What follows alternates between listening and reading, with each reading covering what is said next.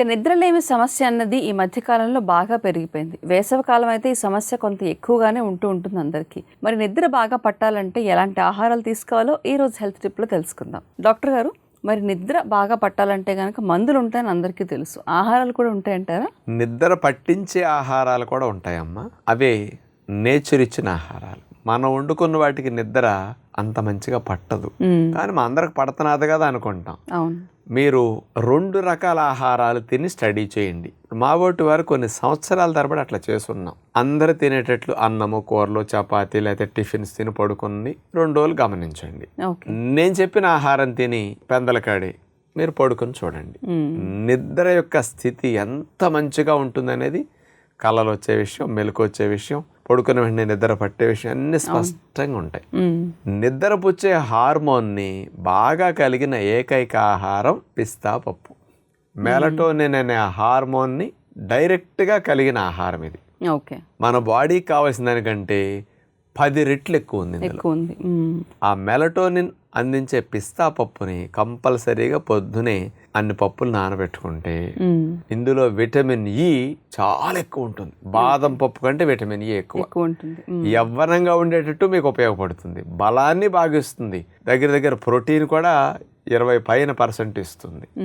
అలాంటి పిస్తా పప్పులు కంపల్సరీ పెట్టుకోండి. దీనితో పాటు మీకు అనుకూలమైన ఎండు విత్తనాలు ఏవైనా కానీ ఉడికిన ఆహారాలు తినకుండా సాయంకాల పూట ఈ పిస్తా పప్పు అతి ముఖ్యం. పిస్తా పప్పుతో పాటు మీకు కావాలంటే పొలాన్ని పీకిన పచ్చి వేసిన పప్పులు అమ్ముతుంటారు, కాయలు అమ్ముతుంటారు. ఆ కాయలు ఒలుసుకుని అవి తినండి, చాలా కమ్మగా ఉంటాయి. ఫ్రెష్ పచ్చి శనగ మండ మార్కెట్లో అమ్ముతుంటారు. ఇప్పుడు ఆ పచ్చి శనగ మండ అట్లా ఒలుసుకుని అన్ని శనగలు, పచ్చి కందికాయలు కానీ పచ్చి బఠానీ కాయలు కానీ మార్కెట్లో దొరుకుతాయి.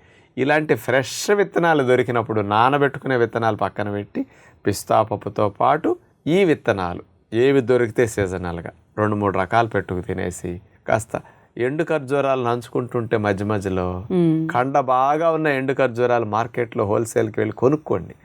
బాగా చీప్గా దొరుకుతాయి, మంచి క్వాలిటీ దొరుకుతాయి. కొన్ని గింజ ఎక్కువ కండ తక్కువ తప్పలుగా ఉంటాయి, అవి బాగోవు. ఇలాంటివి అయితే బెల్లం కంటే ఇంకా టేస్ట్. ఈ పప్పులతో నంచుకు తింటే ఎంత బాగుంటుందో. అలా తినేసేసి ఏ కాలంలో ఏ పండు దొరికితే ఆ పళ్ళు 2-3 తినేసేయండి. దీనివల్ల మీకు నిద్ర బాగా వచ్చేటట్టు చేస్తాయి. ఎందుకంటే ఇవి తేలిగ్గా అరిగిపోతాయి, త్వరగా అరిగిపోతాయి. పొట్టకు త్వరగా రెస్ట్ ఇస్తాయి. పొట్టకు రెస్ట్ ఇస్తే నిద్రకి వెళ్ళిపోదామని కాల్ చేస్తుంది. పొట్ల ఆహారం అరుగుతూ ఉంటే డైజెషన్ క్రమంలో ఉన్నప్పుడు రిలాక్సేషన్లోకి శరీరం పూర్తిగా వెళ్ళలేదు. అందుకని మంచి గాఢ నిద్ర మీకు ఖాళీ కడుపు మీదే పడుతుంది.